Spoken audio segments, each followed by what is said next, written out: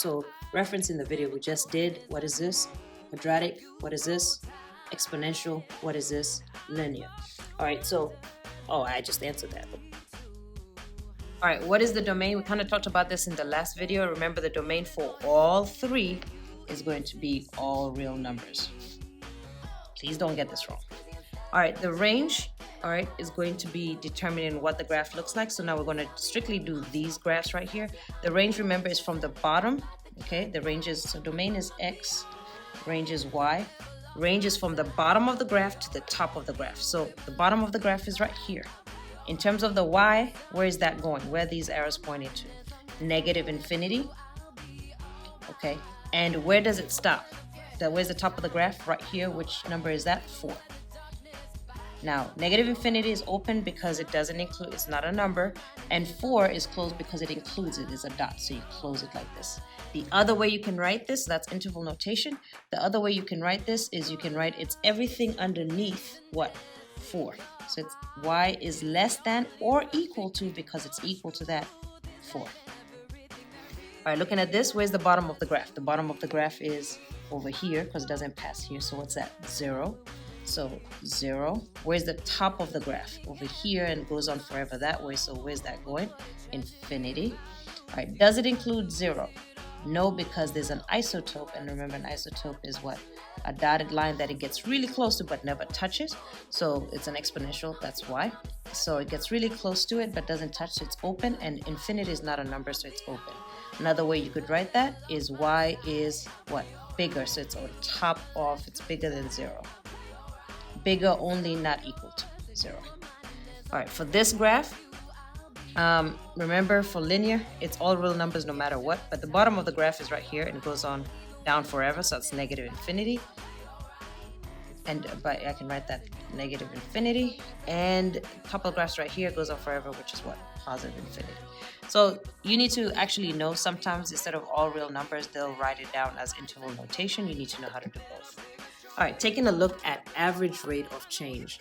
All right, average rate of change, remember for these two, it's going to have an interval. For this one, it's just going to be the slope. All right, so remember average rate of change, you go into the formula. Average rate of change is bam, and just look to the left, and there is what you need. So write that down, y2 minus y1, x2 minus x1. So I will write it, where do I have space? I write right here, y2 minus y1 over x2 minus x1, so that I don't repeat it. But remember, what do I want to see? I want to see box minus box over box minus box. All right, so I want to see box minus box over box minus box. Okay, on all of them.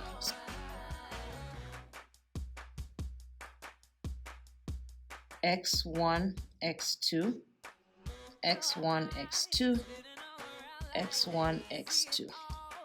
And then what do I need you to find after that? I need you to find, if I have x2 and x1, I need y2 and y1. So I need to know what is y1, what is y2.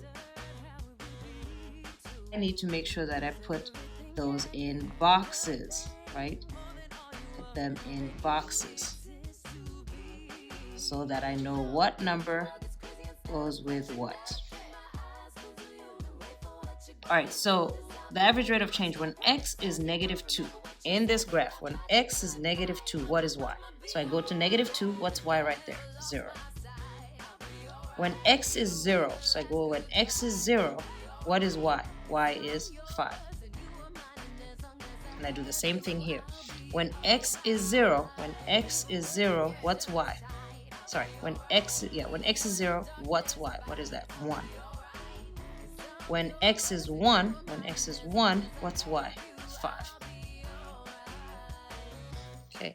When x is 2, so when x is 2, what's y? 0.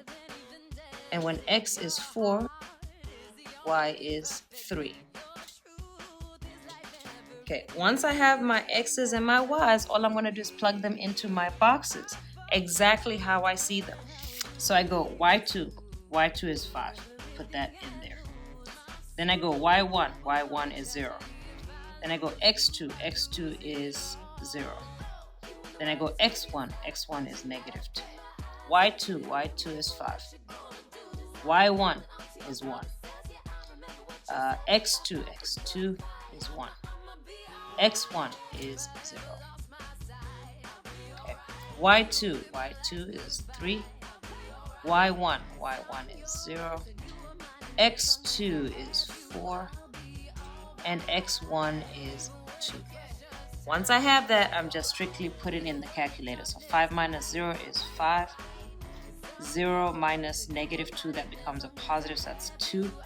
And then you're going to put that in the calculator. It's going to give you 2.5. And it depends how they want this. Sometimes they want it as a fraction. If it's a fraction, just make sure it's reduced. All right, 5 minus 1 on this one is 4. 1 minus 0 is 1. So you see it's a fraction that can be reduced, which is going to give me 4. 3 minus 0 is 3. 4 minus 2 is 2, which can't be reduced anymore. So if they want it as a decimal, you can write it as 1.5.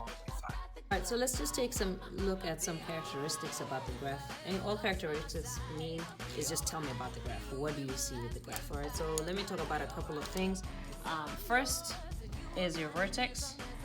All right, remember your vertex is either the top of the graph or the bottom of the graph right there. So the vertex in this point is the coordinates 0, 5. Okay, so vertex is 0, 5. All right. We can also talk about your axis of symmetry. So remember, your axis of symmetry is where do you split the graph in half. So if I split it right here by drawing a line. The biggest thing that I see you guys doing is forgetting the axis of symmetry is always an equation. So the axis of symmetry is where it goes through. So it goes through this point right here, which is x equals 0. So axis of symmetry is x equals 0. It's always a line, okay? And you'll notice that it's just the x value of your vertex, okay? Your y-intercept is where it crosses the y-axis. So where does it cross the y-axis? At 5. So the y-intercept is y equals 4. This is a listening check. Do not write 5, write 4. You could also do your zeros, and remember your zeros are what? Where it crosses the x-axis. The zeros happen at -2 and +2. Okay, so actually, I don't have space to write that down, but I could have just said that. All right, what about this? What can you tell me? What is all the information you can kind of see from here? All right, first I need to know, I'll do y-intercept over here at the bottom, since there's y-intercept on this one. So y-intercept, where does it cross the y-axis? At 1. Okay, what else can I see about this graph? It's growing. Okay, so I'm just going to write over here. It is growing. And how do I know it's growing? From left to right, it's going up, which means B is greater than 1. All right, what else can I see from here? Is that line that it approaches but doesn't touch it. And again, isotope, just like the axis of symmetry, is a line. So I need an equation, so I need equals. So where does this line equal? This is a listening check. Coloring isotope. Y equals 0. So where this happens, y is always equal to 0. All right, this graph, what can you tell me from this graph? The y-intercept is 1, 2, 3, 4. So the y-intercept, -4, is slope, which is m, equals rise over run, 1, 2, 3, 4, 1, 2. So +4, and then I went right 2, and simplify that, that's going to be 2. So if I was to write an equation for this graph, remember it's y equals mx plus b. So it's going to be y equals m, which is 2, x plus b, which is -4. So just some things that you can see from the graph.